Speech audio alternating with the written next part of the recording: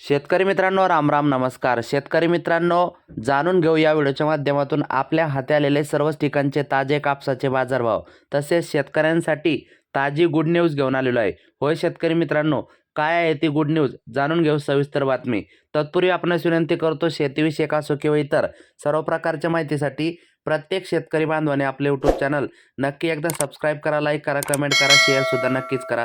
सुरुवात करतो एकदा बातमीने, त्यानंतर कापूस भाव पावत्या सुद्धा दाखवणारे व्हिडिओ मात्र पूर्ण बघा. मित्रांनो, पीक विमा परताव्याचा मार्ग मोकळा, 31 कोटीचा निधी मंजूर आणि जानेवारीपासून वाटपाची शक्यता.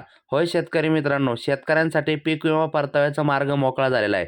मित्रांनो, महाराष्ट्रातील शेतकऱ्यांसाठी पीक विमा योजनेसाठी राज्य शासनाने 19 डिसेंबर 2025 रोजी एक नवीन शासन निर्णय निर्गमित करून सुधारित पीक विमा योजनेच्या अंमलबजावणीसाठी 31 कोटी 46 लाख रुपयाचा निधी मंजूर केला आहे.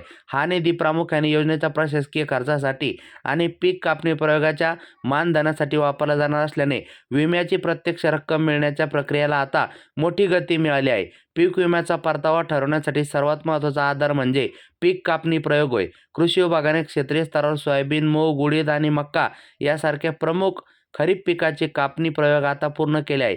या प्रयोगाचे मानधन देण्यासाठी शासनाने 2 कोटी 34 लाख रुपयाची तरतूद केली असून प्रति प्रयोग 1,000 रुपये मानधन कर्मचाऱ्यांना दिले जाणार आहे. प्रयोगाची आकडेवारी आता संकलित होऊन कृषी आयुक्तालयामार्फत विमा कंपन्यांकडे पाठवण्याची प्रक्रिया अंतिम टप्प्यात आली आहे. जानेवारी अखेरपर्यंत प्रत्यक्ष विमा वाटप सुरू होण्याची चिन्हे. विमा वितरणाच्या संभाव्य तारखेचा विचार करता 21 जानेवारी 2026 नंतर पीक विमा मिळण्याची प्रक्रिया खऱ्या अर्थाने वेग घेणार आहे. सध्या राज्यस्तरावरून आकडेवारीचे विश्लेषण सुरू असून ती विमा कंपन्यांना हस्तांतरित केली जात आहे. जर यामध्ये कोणीही तांत्रिक आक्षेप आले नाही तर जानेवारीच्या शेवटच्या आठवड्यात किंवा फेब्रुवारीच्या सुरुवातीला पात्र महसूल मंडळातील शेतकऱ्यांच्या बँक खात्यात थेट लाभ हस्तांतरणाद्वारे पैसे जमा होण्यास सुरुवात होईल.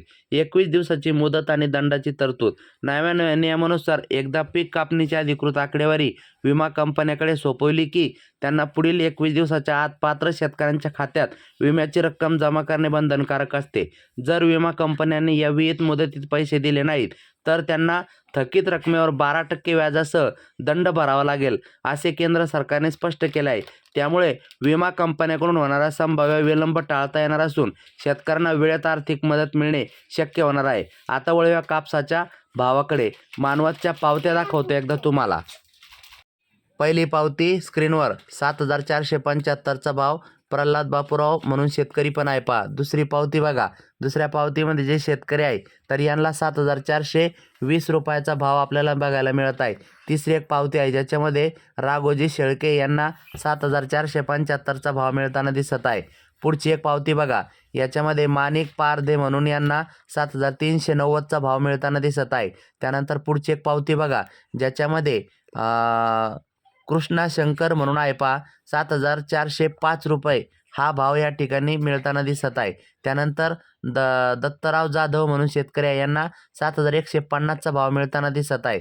त्यानंतर मित्रांनो पुढील पावती बघा ज्याच्यामध्ये शेतकऱ्याला 7,480 रुपयाचा भाव आपल्याला बघायला मिळत आहे. पुढची एक पावती दाखवतो ज्याच्यामध्ये शेतकऱ्याला 7,470चा भाव मिळताना दिसत आहे. आता इतर बाजार समितीचे भाव पटापट सांगतो तुम्हाला, ऐका आता. सिंधी या ठिकाणी जास्तीत जास्त 8,010 रुपये. त्यानंतर हिंगणघाट जास्तीत जास्त 8,010 रुपये. त्यानंतर सिंधी सेलू जास्तीत जास्त 8,010 रुपये. त्यानंतर काटोल जास्तीत जास्त 7,450 रुपये. त्यानंतर वरोरा जास्तीत जास्त 7,721 रुपये. त्यानंतर उमरेड जास्तीत जास्त 7,500 रुपये. त्यानंतर घाटंजी जास्तीत जास्त 7,600 रुपये. त्यानंतर हिंगणा जास्तीत जास्त 7,994 रुपये. त्यानंतर वडवणी जास्तीत जास्त 8,060 रुपये. त्यानंतर भद्रावती जास्तीत जास्त 8,010 रुपये. त्यानंतर सावनेर जास्तीत जास्त 7,300 रुपये. त्यानंतर अमरावती जास्तीत जास्त 7,500 रुपये. त्यानंतर बीड खाजगी बाजार जास्तीत जास्त 7,200 रुपये. दररोजच्या माहितीसाठी आपल्या चॅनल सबस्क्राईब करा, लाईक करा, शेअर करा. धन्यवाद.